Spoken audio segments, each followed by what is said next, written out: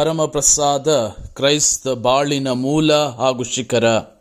ಈ ನಿಟ್ಟಿನಲ್ಲಿ ಇಂದು ಪವಿತ್ರ ಕಥೋಲಿಕ ಧರ್ಮಸಭೆ ಪರಮಪ್ರಸಾದದ ಮಹತ್ವವನ್ನು ಅರಿತು ಆಚರಿಸಿ ಭಕ್ತಿ ಶ್ರದ್ಧೆಯಿಂದ ಸ್ವೀಕರಿಸುವ ಸಲುವಾಗಿ ಪ್ರಭು ಕ್ರಿಸ್ತರ ಶರೀರ ಮತ್ತು ರಕ್ತದ ಮಹೋತ್ಸವವನ್ನು ಆಚರಿಸುತ್ತಿದೆ.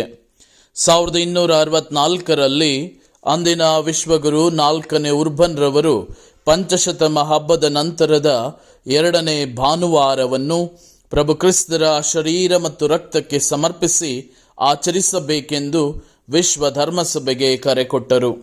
ಲೋಕರಕ್ಷಣೆಗಾಗಿ ಮನುಜರಾಗಿ ಧರೆಗಿಳಿದ ಯೇಸು ಪ್ರಭು ತಮ್ಮ ಕಡೆಯ ರಾತ್ರಿಯ ಭೋಜನದ ಸಮಯದಲ್ಲಿ ರೊಟ್ಟಿ ಮತ್ತು ದ್ರಾಕ್ಷಾರಸವನ್ನು ಶಿಷ್ಯರೊಂದಿಗೆ ಹಂಚಿ ಮಾರನೆಯ ದಿನ ಶಿಲುಬೆಯ ಮೇಲೆ ತಮ್ಮನ್ನೇ ಅರ್ಪಿಸಿಕೊಂಡು ಈ ಲೋಕಕ್ಕಾಗಿ ಅರ್ಪಿಸಲ್ಪಟ್ಟ ಜೀವಂತ ರೊಟ್ಟಿ ತಾವೇ ಎಂದು ಸಾಕ್ಷಾತ್ಕರಿಸಿದರು.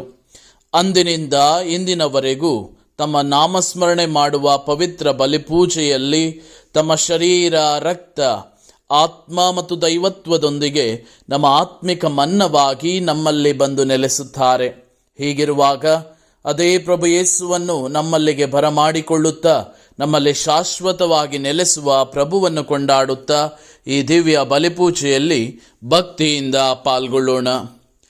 ಆತ್ಮೀಯರೇ, ಇಂದು ಪರಮಪ್ರಸಾದದ ಮಹೋತ್ಸವ.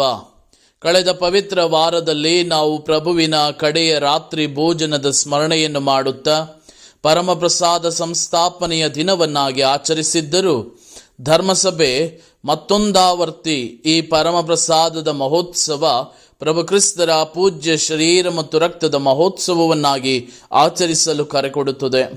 ಅಂದಿನ ದಿನ ಪ್ರಭುವಿನ ಕಡೆಯ ಭೋಜನದ ಸ್ಮರಣೆಯ ಜೊತೆಗೆ ಗುರುಪದದ ಸ್ಥಾಪನೆ, ಪ್ರಭು ಯೇಸು ನೀಡಿದ ಪ್ರೀತಿಯ ಪರಮಾಜ್ಞೆ, ಸೇವೆಯ ಆದರ್ಶ ಹಾಗೂ ಪ್ರಭು ಕ್ರಿಸ್ತರ ಯಾತನೆಯ ಕರಿನೆರಳಿನ ಮಧ್ಯೆ ಪರಮಪ್ರಸಾದಕ್ಕೆ ಮಹತ್ವವನ್ನು ಅರಿಯಲು ಸ್ವಲ್ಪ ಕಷ್ಟ.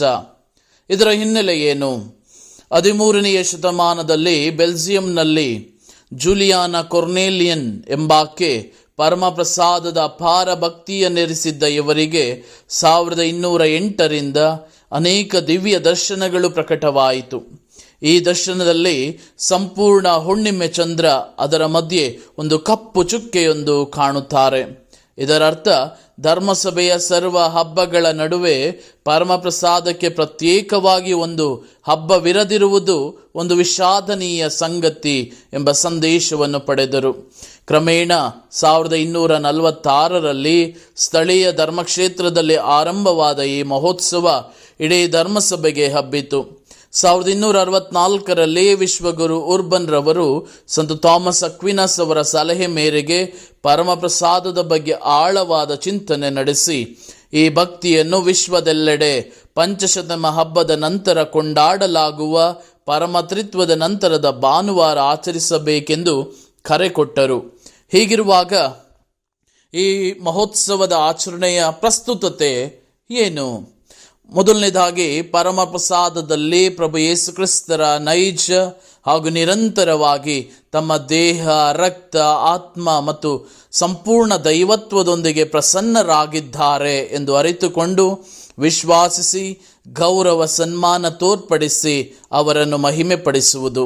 ಎರಡನೇದು, ಪರಮಪ್ರಸಾದ ದೂತರ ಭೋಜನ ನಮ್ಮ ಪಾಲನೆ ಪೋಷಣೆಗಾಗಿ ದೇವರೇ ನಮಗೆ ನೀಡಿರುವ ಯಾತ್ರಾ ಬುತ್ತಿ ಎಂಬುದನ್ನು ಅರಿತು ಯೋಗ್ಯ ಸಿದ್ಧತೆ ಮಾಡಿ ಪೂರ್ಣ ದಿವ್ಯ ಬಲಿಪೂಜೆಯಲ್ಲಿ ಭಾಗವಹಿಸಿ ಪರಮಪ್ರಸಾದ ಸ್ವೀಕರಿಸುವುದು.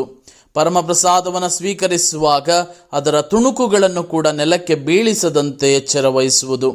ಮೂರನೆಯದಾಗಿ ಪರಮಪ್ರಸಾದದ ಯೇಸುವನ್ನು ಆಗಿಂದಾಗೆ ಭೇಟಿ ಮಾಡಿ ಮೌನ ಪ್ರಾರ್ಥನೆಯೊಂದಿಗೆ ಪ್ರಭು ಯೇಸುವಿನೊಂದಿಗೆ ವೈಯಕ್ತಿಕ ಸಂಬಂಧವನ್ನು ಬೆಳೆಸಿಕೊಳ್ಳುವುದು.